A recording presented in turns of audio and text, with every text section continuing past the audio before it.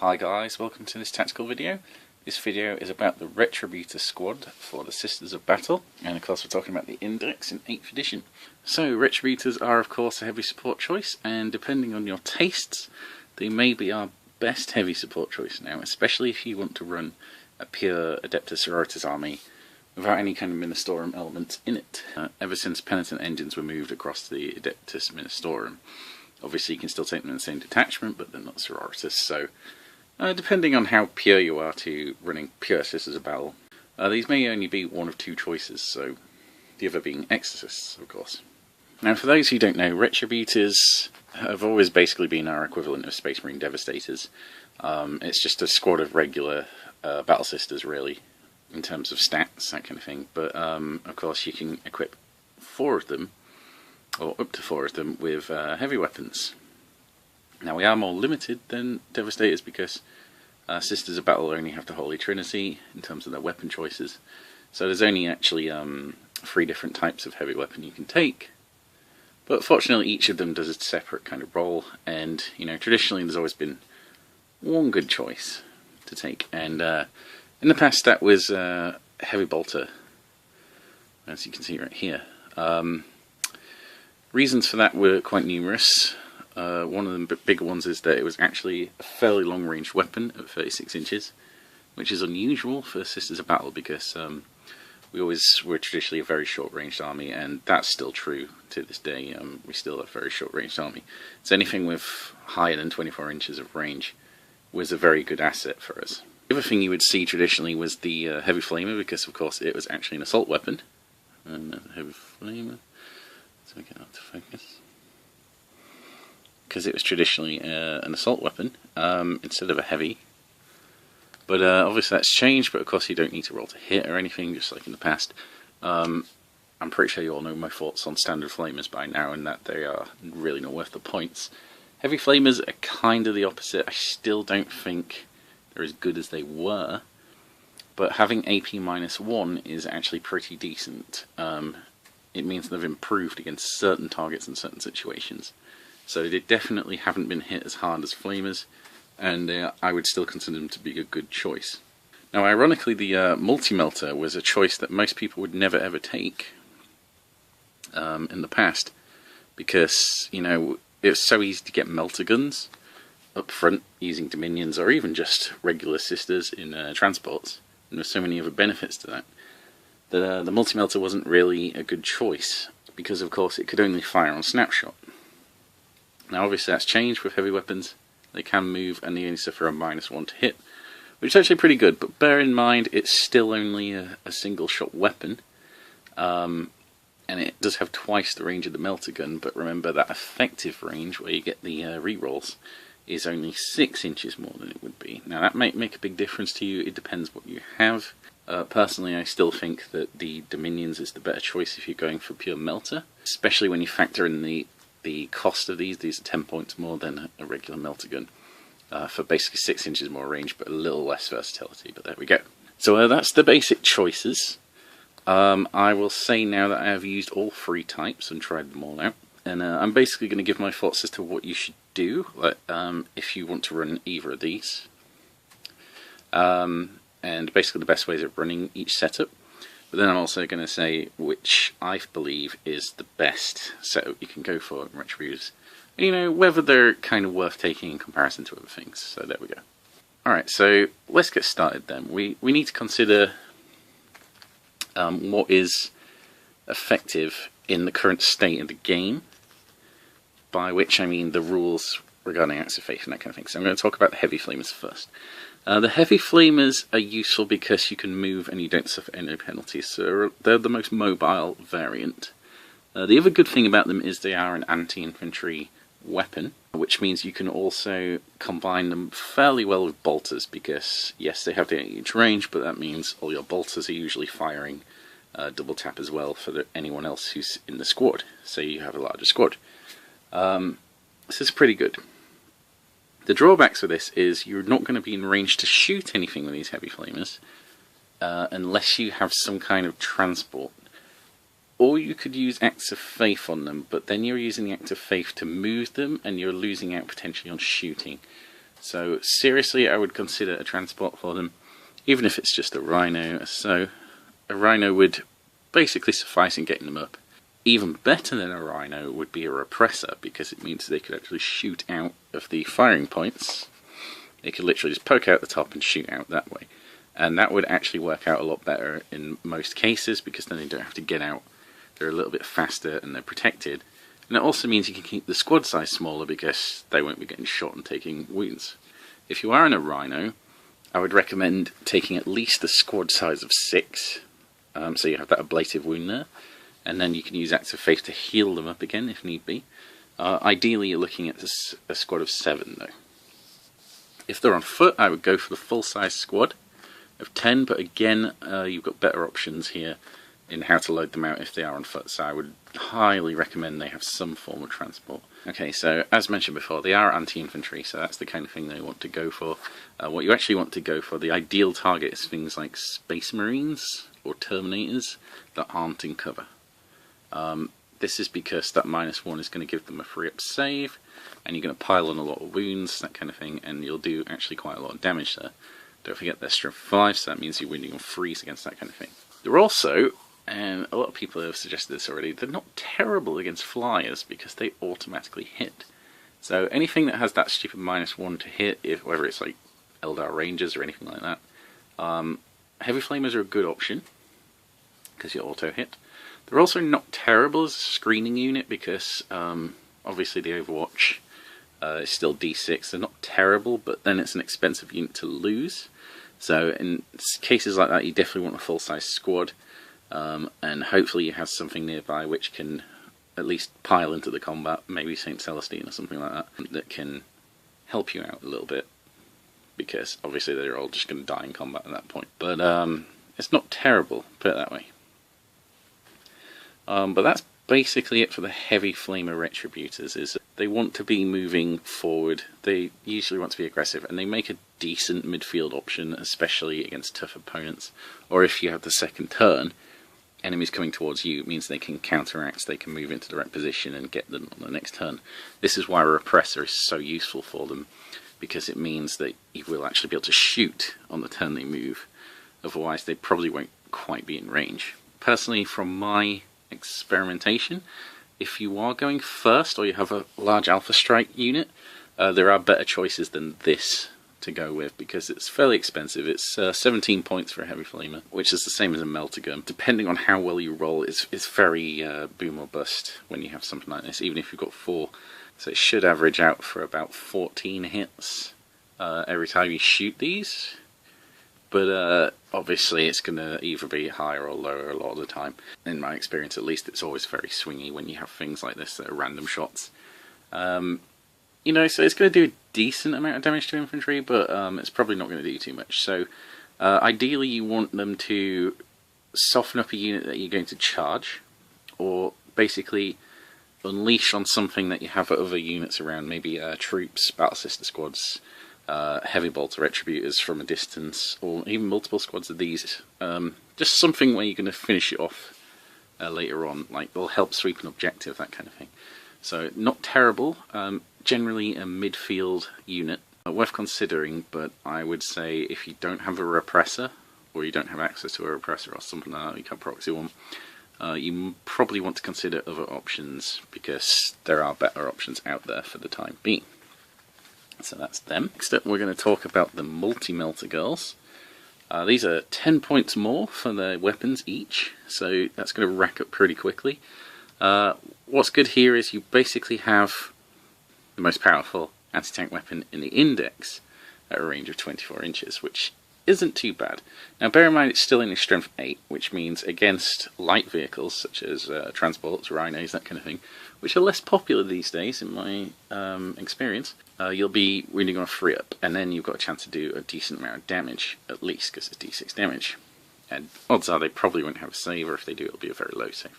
If you're up against something like a Land Raider, a Vindicator, Wraith Lords, that kind of thing, that toughness 8 means that you're only going to wound 50% of the time, and that can kind of suck, but if you've got 4 of these, you'll probably get, after actually rolling to hit and everything, you'll probably get at least one through, and that'll be doing the d6 damage. And of course, it's easier at the 12-inch. It's easier to get the 12-inch range on these, which means you've got better odds of doing a lot of damage in a single shot. So it's expensive, but you will actually cause a lot of wounds, hopefully. Now the problem with these is mobility. Yet again, I would recommend a transport. However, the repressor, it doesn't help so much. It helps in that it keeps them alive, but the problem being is that they'll still have that -1 to hit because they've got heavy weapons when they move. So generally speaking, the best thing these can do is be in the middle for board control. So say there's an objective in the middle of the board.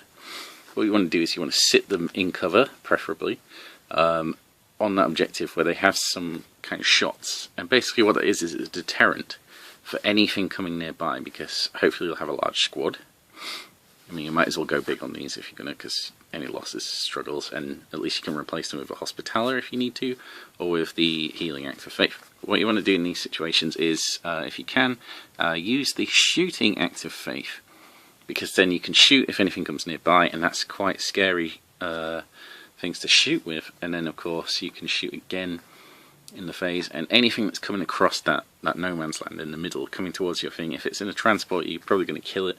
If it's a big bulky thing, which a lot of things are coming forward into the middle after all, even if they're like Titans, that kind of thing, these are fairly scary for that kind of thing to deal with. That's why these kind of excel. So I would recommend either just moving them as fast as possible turn 1 on foot, a big squad on foot, or again have a Rhino. But the Rhino won't really babysit them. The Rhino will just get them where they need to be and drive off and take other objectives, maybe pick up other squads and drive them around where they need to be, that kind of thing. So keep it cheap, drive forward, advance and pop the smoke, turn 1, next turn, get these girls out onto the objective, shoot if you can, and then they sit there until the remainder of the game. The drawback with this is it's still a lot of points. It's basically 40 more points than the others to do this. If it's a larger game, this could work. In smaller games, you are committing an awful lot to this, and if you're going for pure, like these are not good for going forward and killing a tank, okay? Because there's better options that can do it just as well, okay, if not better, and for cheaper. But yeah, as an area denial tool, this is where they excel, so that's what you want to use them for, okay? The other good thing they can do is, say you're playing against Tyranids, and I believe it's the Morlock. Is it just the Morlock? I think there may be something else as well that can like tunnel up behind your lines, that kind of thing. This is a great deterrent for that kind of thing, because it can just shoot at them, blah blah blah, kill them. Of course, usually they come with a huge screen of infantry, and that's a different problem entirely. But for actually dealing with a big horrible monster in your back lines, this is great. So anything that can kind of deep strike in, which is an elite hardcore unit, these will deal with it nicely. Also, you know, even if it's like a character coming forwards, these will do a very good job at killing those. Things like Adeptus Custodes, these are a threat for those at any distance, basically. So that's the kind of thing, you know, say there's an object, basically you need to look at the table to start with, where the objectives are. If there's an objective that you know is going to be fairly crucial, and it's right in the middle of the board, again, try and get it in cover if you get to place it. But if you know it's going to be crucial, then this is where they need to be. They probably won't be able to hold it completely on their own, but a lot of people freak out when there's something really scary that can kill their big units, no matter how likely that is, and so that's how it kind of works. So use them kind of like a Space Marine Vindicator, and it probably won't do much itself, but the deterrent is sometimes enough to win you the game, so that's what I would recommend for these. Okay, so the last setup is, of course, the Heavy Boulters. Again, these were the favourite of the past editions, and same is true now in that they are the cheapest weapon option at only 10 points per Heavy Bolter, and the fact that they have the longest range of 36 inches, and they're better than ever now because, of course, you can move and still hit on 4s. They have 3 shots each, they're strength 5, and they're AP -1. So basically, it's essentially like the Heavy Flamer, except instead of D6 shots, you get the average of 3 shots. You have way longer range, slightly cheaper, but in drawback you have to roll to hit.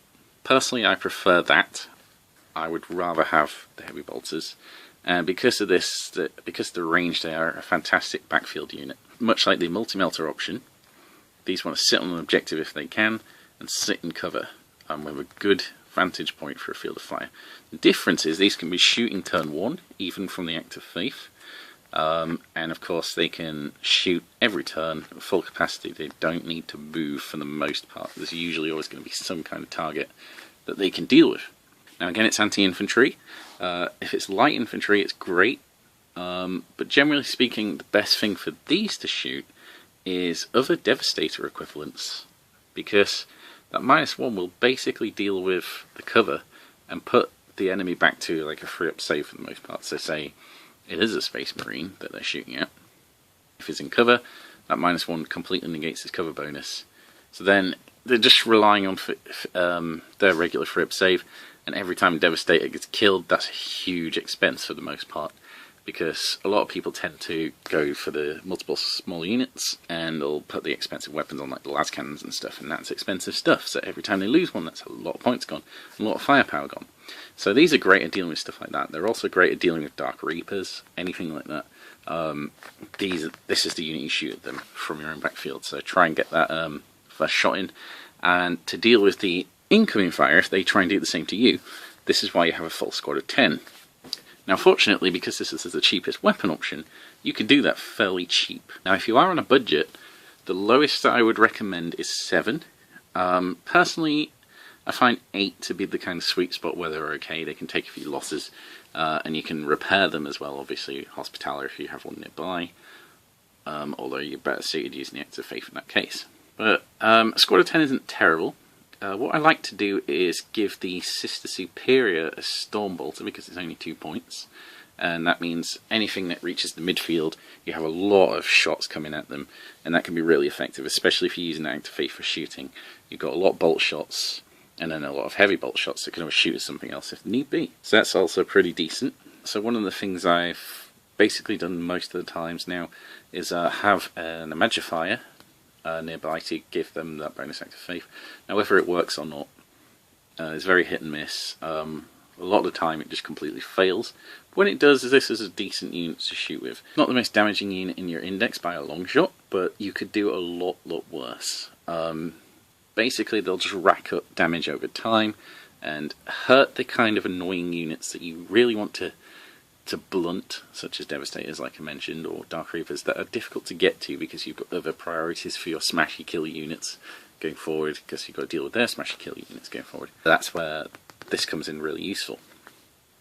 The other thing that is fantastic for these, if you have one spare or nearby, is a Canoness. You can keep it cheap, or you could even give her a Storm Bolter as well, which isn't terrible. Okay, and that basically means the entire unit gets to reroll 1s, and if you combine it with the Acts of Faith for the shooting, that is a lot of potential shots coming out. You're going to hit a lot of the time, and it's definitely effective. And to be honest, it's still fairly cheap. Personally speaking, if it's a choice between the Imagifier and the Canoness, go for the Canoness at the back. She's got a little bit more all-round capabilities, and depending on how you equip her, she might not be a slouch in close combat either, which means of course if they do get close enough to threaten these, she can peel off and try and whittle them down a bit first, so not terrible. But yeah, that's basically it for that. So as to which one is the best, you've probably guessed from what I've been talking about, is that I favour the Heavy Bolter squad the most. Having tried all of them, I feel like the multi-melter has its place, but it's just so expensive, especially the points levels I'm playing. If you're playing at about 2,000 points upwards, there's definitely room for this kind of unit, which isn't too bad. Bear in mind you need the transports as well. The heavy flamer ones, I would say, is probably the worst, but if you are hurting for anti-infantry, you could do worse, put it that way. But I really feel like they need a repressor to get their money's worth, essentially. But for just basically all-round usefulness, always have a place, needs the least points spending on it to be effective, the Heavy Bolter is definitely the best choice. And I would personally go for about 2 squads of these in most armies, if at all possible, because it allows you to cover 2 separate objectives potentially. breaks up the enemy's incoming fire, and you've double the amount of shots essentially. So that's what I would recommend if you're going with Retributors. As for whether Retributors are worth taking, definitely, and I find they've been very, very useful in just about every game I've played. For the most part, they've always survived. When they have been focused on, they have been severely whittled down, but with using the healing acts of faith, and having them in cover, they've actually done alright for themselves, and they've managed to survive every turns. So, pretty good. So that's it for this tactical video. Thanks for watching. If you liked it, don't forget to click the like button, and of course subscribe for more tactical videos in the future. Alright, thanks again for watching. See you next time.